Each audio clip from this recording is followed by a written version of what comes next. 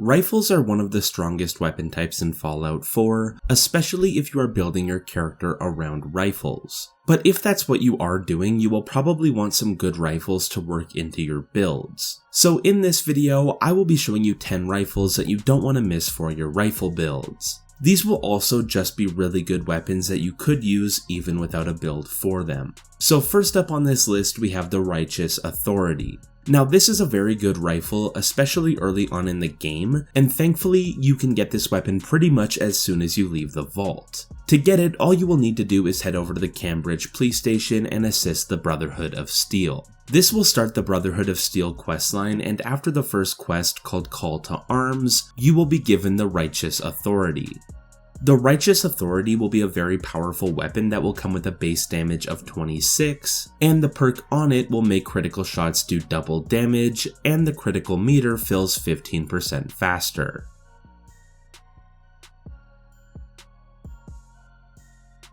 The next weapon on this list will be a great early game sniper rifle. To get this weapon, you will need to travel to the Rook family house in the town of Salem in the top right corner of the map.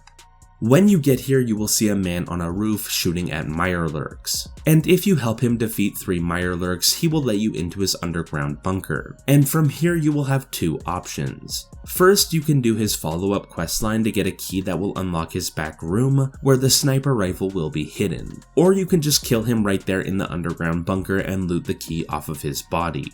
I usually just kill him as it is a lot faster and there aren't any drawbacks to killing him. But once you have the key, you can unlock the back room, and here you will find the Reeba II legendary sniper rifle.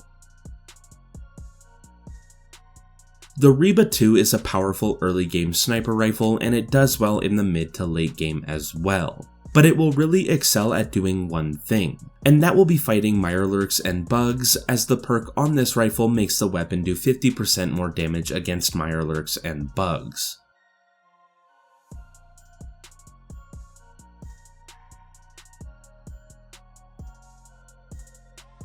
The next weapon on this list will become available near the middle of the game once you reach the Institute.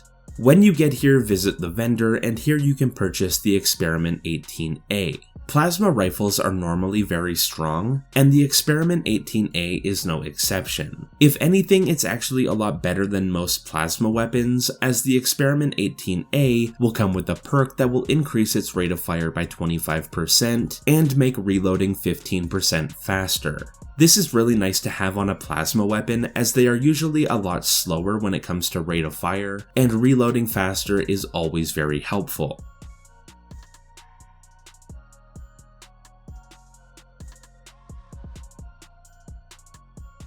The next weapon on this list will come from the Minuteman questline, and it will only be available after you reclaim the castle, which will happen after completing the Taking Independence quest. After you do this, find a chair and wait for 3 days. Then an NPC named Ronnie Shaw will appear at the castle and offer a follow-up quest. After you do this very short quest, Ronnie will become a vendor at the castle, and she will be selling the last-minute Gaus rifle. This is a very powerful rifle, and with the right build, it can one-shot even the most powerful enemies in the game, and the perk on this weapon will increase limb damage by 50%.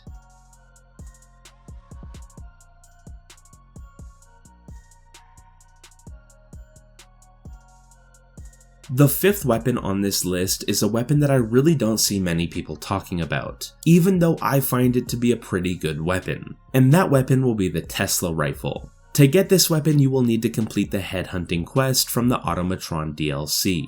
During this quest, you will encounter a boss named Ivy, who will be using the Tesla rifle, and she will be wearing legendary Tesla power armor.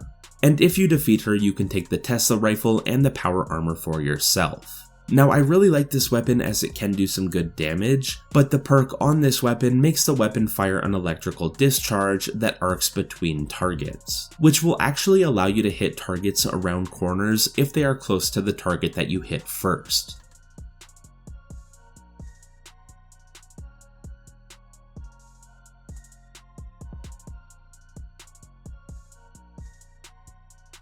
The next weapon on this list will actually be 2 weapons that do the exact same thing, with just some minor differences in the mods on the weapons. and they will both come from the Nuka World DLC. The first weapon here will be the Problem Solver. To get this rifle, you will need to have a high charisma skill and pass a few speech checks while only picking aggressive dialogue options, which will be the options on the right, while you're talking to Mason during the Ambitious Plan quest. This will be the first quest that you do once you reach Nuka World. And if you pass all of the speech checks and only pick aggressive dialogue options, Mason will give you the Problem Solver after talking to him. This is an amazing rifle that can do a lot of damage due to the perk on it that makes this weapon do more and more damage every time you land a shot on the same target. So if you are only killing enemies one at a time, you will be able to melt them very quickly.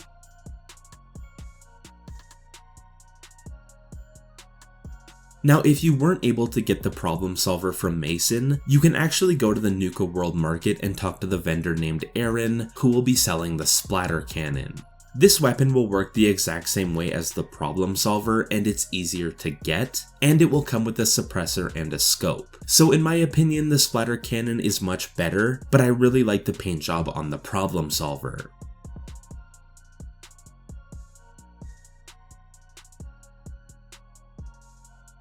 After this, we will need to head over to the Far Harbor DLC, as there are a couple really good rifles in this DLC that are very easy to get. First up, we have the Kiloton Radium Rifle, which can be purchased from the vendor Brother Kane in the Nucleus.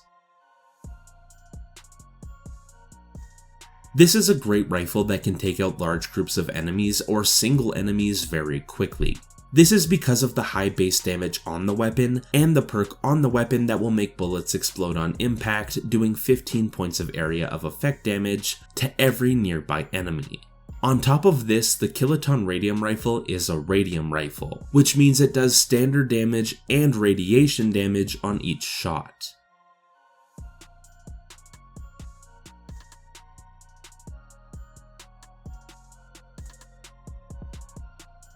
The next weapon can be found at the Vim Pop Factory. When you get here, make your way to this room with the 2 large vats.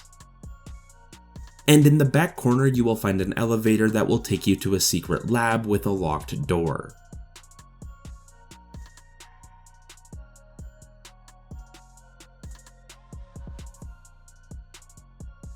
To get past this door, you will need to either have a high charisma skill and pass a speech check, or bring Nick Valentine with you to this room to unlock the door for you. And inside of the room past the door, you will find the December's Child rifle, which is another great rifle that will use all of that 5.56 ammo that you have been stocking up on. This weapon will have a base damage of 33, and the perk on this weapon makes it lighter and increases its rate of fire by 25%, and you will reload it 15% faster.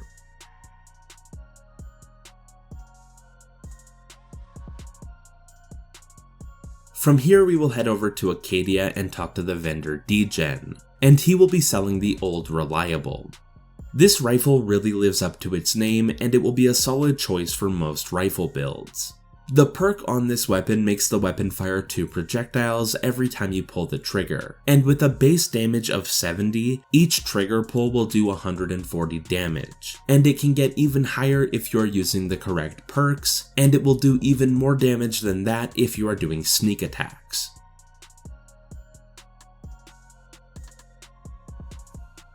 And the final weapon on this list will come from Vault 81 in the Commonwealth.